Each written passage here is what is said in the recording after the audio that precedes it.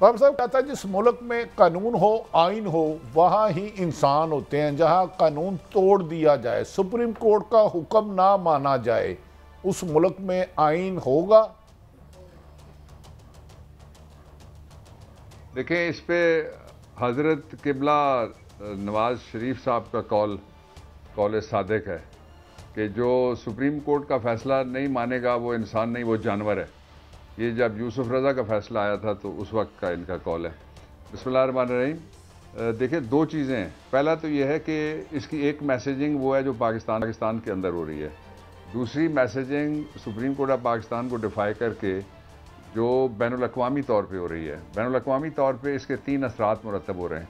सबसे पहला ये है कि दुनिया की कोई अदालत ऐसी नहीं है, दुनिया का सबसे बड़ा जो ऑफिस है अमेरिकन प्रेसिडेंसी का, उसके 35 मिनट एक साइड के वकील को, 35 मिनट दूसरी साइड के वकील को। 3 जजों पे इल्ज़ाम था कि वो जूनियर बुश के अब्बा के दोस्त हैं। जजों ने माना कि हम उसके दोस्त हैं।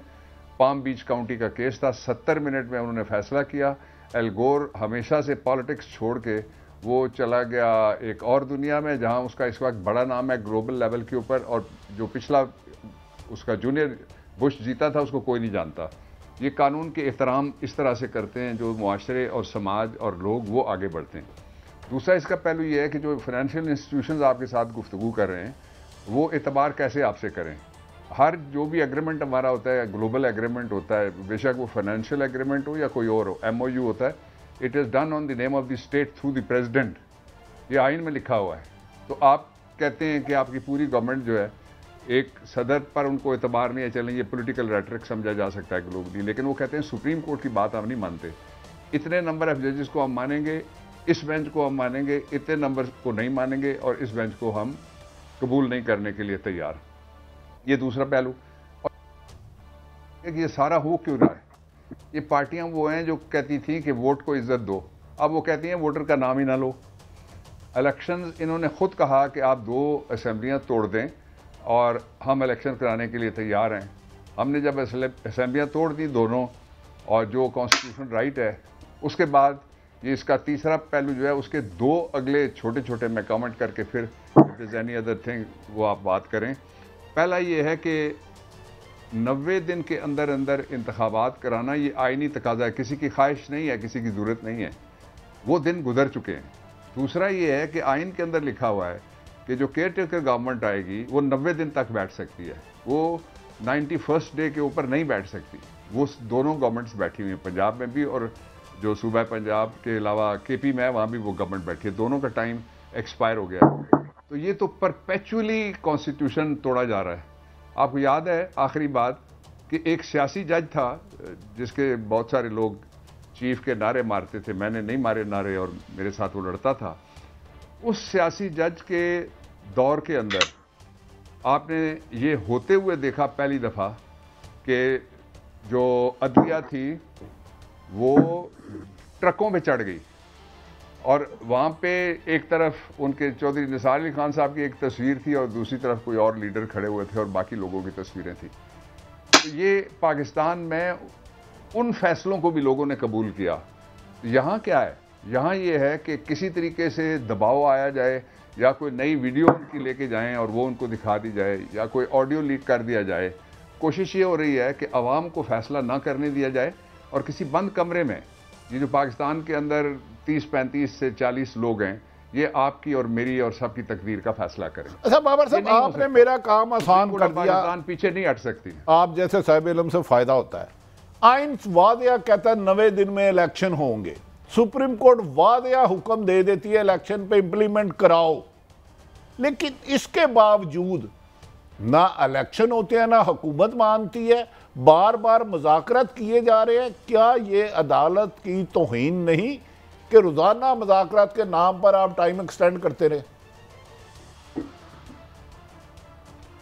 पहली बात तो ये है कि अदालत को हमने तो खुल के कहा है, वो ये है कि आप जिरगा प्रोसीडिंग्स नहीं कर सकते। This is the last arbiter in the country. ये सबसे बड़ी कॉन्स्टिट्यूशनल कोर्ट है जो कंप्लीट जस्टिस करने के लिए आर्टिकल 187 के नीचे कोई भी ऑर्डर कर सकती है। और ऑर्डर उन्होंने ये किया कि कंकरेंस दी अटॉर्नी जनरल ने कि हम बात करना चाहते हैं, वो उन्होंने टाइम गुजारा और टाइम गुजारने के बाद फिर जो 4 बजे का टाइम आज के लिए रखा था वो भी गुजरा और इस वक्त गुफ्तगू हो रही है। अब गुफ्तगू क्या वो कर सकते हैं?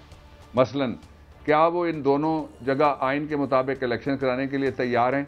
दूसरी गुफ्तगू ये हो सकती है कि जो गैर आइनी बैठी हुई गवर्नमेंट्स हैं वो एक्सटेंड तो आप कर नहीं सकते, जो करेगा वो जो भी करेगा वो आइन तोड़ेगा, वो जो भी होगा, मैं खुल के कह रहा हूँ, जो भी करेगा आइन तोड़ेगा। सियासी आदमी होगा वो कहेगा कि इनको बैठे रहने दो, आइन टूट जाएगा।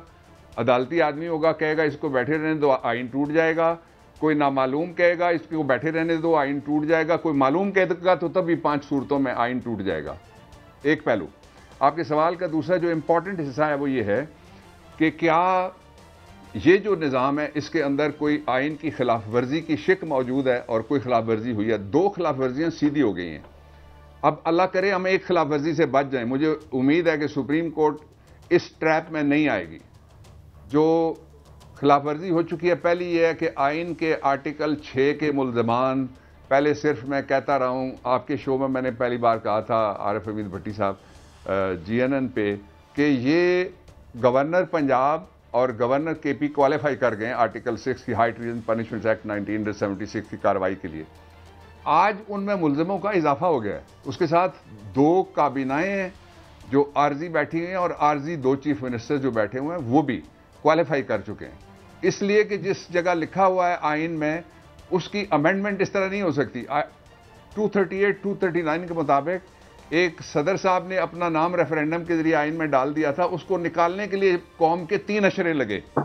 कौमा भी गलत लग जाए तो वो 2/3 मेजॉरिटी निकाल सकती है। आखिरी बात इस पे ये है कि दूसरी जो तौहीन अदालत है वो आइन का आर्टिकल 204 है। अगर कोई फैसला नहीं मानता, नंबर 1, नंबर 2 अदालत को स्कैंडलाइज करता है, नंबर 3 जज के कॉन्डक्ट को असेंबली में भी अगर वो बहस करता है, जेरे बहस लाता है अदालत के कॉन्डक्ट को, तो इसलिए आइन टूट भी गया है पार्शली। पार्शली का मतलब यह है कि उस जज वाला जो उसको नौकरी से हटाया गया था उसको वापस लाया गया गैर आइनी तौर पे। 209 में बंदा निकाला जा सकता है, जज 209 में ही बंदा रिस्टोर हो सकता है। एक एग्जेक्टिव ऑर्डर से वो रिस्टोर भी हो गया था, लेकिन एक बंदे पे उन्होंने सारे छोड़ के हाई ट्रीजन पनिशमेंट्स एक्ट का मुकदमा चलवाया था। आपको याद होगा वो बंदा भी अब दुनिया में मौजूद नहीं रहा। अच्छा साबर साहब, गुजारिश है, आप रोजाना अक्सर 2-2:30 बजे मुझे खुशखबरी सुनाते हैं कि लाजमी इलेक्शन होगा। एक तरफ पूरी हुकूमत पार्लियामेंट में ऐसे ऐसे नामुनासिब अल्फाज इस्तेमाल करती है, बल्कि ओपन प्राइम मिनिस्टर कहते हैं मैं 3 रुकनी बेंच को नहीं मानता, मैंने इलेक्शन नहीं कराने। मौलाना फजल रहमान साहब ने क्या फरमाया आपको पता है। बाबर अवान जैसे आईनी माहिर कहते हैं कि 90 दिन में इलेक्शन कराना जरूरी है। उसके बाद जो निगरान हुकूमत है, ये हुकूमत पार्लियामेंट में गालियां देती है, उधर जाके मजाक कराता है। ये अवाम किसको तरफ देखे, कौन निजात दहिंदा होगा हमारा? अच्छा भट्टी साहब, एक तो बात के 2 मिसालें मौजूद हैं। डॉक्टर बाबर अवान साहब मौजूद हैं, उनको सलाम, भट्ट साहब को भी सलाम, आपको भी। एक बात, पहला हुआ यूसुफ जाग गिलानी साहब वाला मामला। उस वक्त भी उन्होंने कहा कि हम नहीं मानते, सुप्रीम कोर्ट के फैसले को हम नहीं मानते, हमने स्विस हुकाम को खत नहीं लिखना। और सुप्रीम कोर्ट बार बार उनको कहती रही कि आप लिख दें। लेकिन इधर माहौल बनता गया कि जनाब ये क्या हो रहा है, सुप्रीम कोर्ट के फैसले पर अमल ही नहीं हो रहा। लेकिन कोर्ट जो है वो एग्जॉस्ट कर रही थी इनको और अपने इनको तमाम हुज्जत कर रही थी।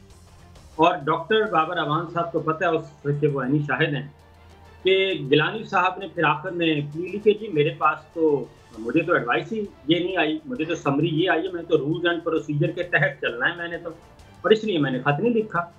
तो सुप्रीम कोर्ट ने फिर नरगिस सेठी साहब ने गवाही भी दी, हाँ जी बिल्कुल लॉ मिनिस्ट्री की तरफ से ऐसी कोई समरी नहीं आई कि जिस पे इनको कहा गया हो कि जी आप खत लिखें। तो वो ट्रायल हुआ और गिलानी साहब फारिग हुए और उन्होंने कहा कि कोर्ट ऑर्डर जो है वो ज़्यादा इंपॉर्टेंट है या आपके रूल्स एंड प्रोसीजर इंपॉर्टेंट है।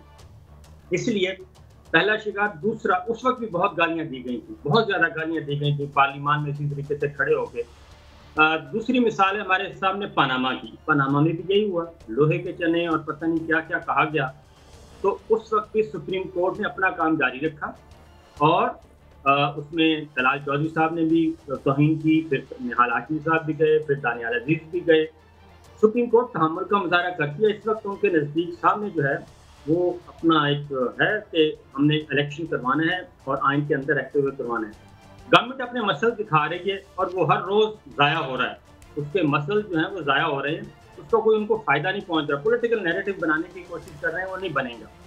इसलिए अल्टीमेटली ये सुप्रीम कोर्ट का ऑर्डर इम्प्लीमेंट होगा और अब 90 दिन गुज़र गए। बिल्कुल इसी तरीके से कत्ल तो हो चुका है। अब कत्ल होने के बाद ये नहीं होता कि मुल्ज़म या मुजरिम ये समझे कि मैं बच गया हूँ, क्योंकि मैंने कत्ल कर दिया और मैं निकल भी गया हूँ। उसकी एफआईआर दर्ज होती है और फिर वो ट्रायल होता है और वो जेल जाता है। इसीलिए ये जो कुछ हो रहा है, ये सारा नोट हो रहा है, रिकॉर्ड इकट्ठा हो रहा है, रिकॉर्ड जमा हो रहा है। पार्लियामान में ये कुछ बातें करते हैं, कोर्ट रूम में आके कुछ करते हैं, टॉक शोज़ में आके कुछ करते हैं। ये सारी चीज़ें मौजूद हैं रिकॉर्ड पे।